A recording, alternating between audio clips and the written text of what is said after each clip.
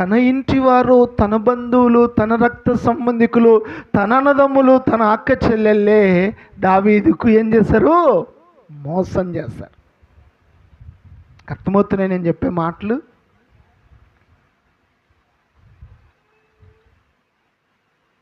ఇంకా దావీదు కాసేపు గందరగోళ పరిస్థితుల్లో నిలిచిపోయాడు.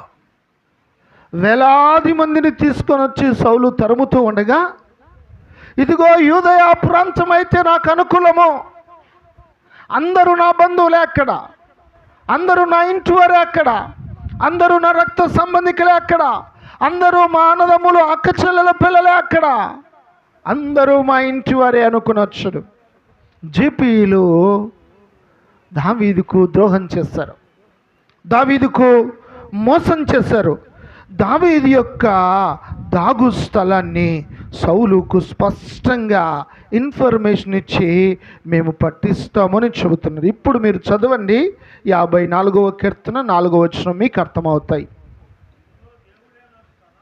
చదవాలి మీరందరూ. కీర్తనల గ్రంథము 54వ కీర్తన, పేజ్ నంబరు 479, 4వ వచనం చదివితే మీకు అర్థమవుతుంది. చదవండి ఇప్పుడు. ఇదిగో దేవుడే నాకు సహాయకుడు,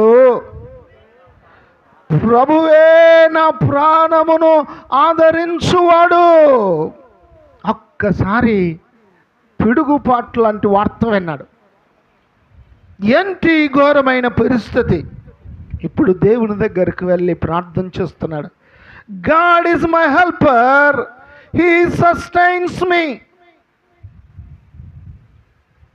परमेश्वर मेरा सहायक है, वह मुझे संभालता है. నా దేవుడు తప్పక నాకు సహాయం చేయగలడు.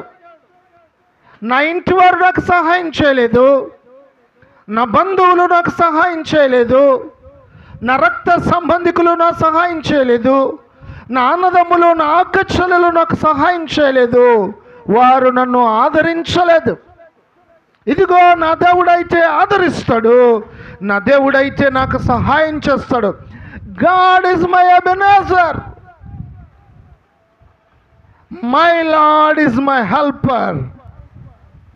నా దేవుడు నాకు సహాయం చేస్తాడు. They cheated David, they are betrayal David.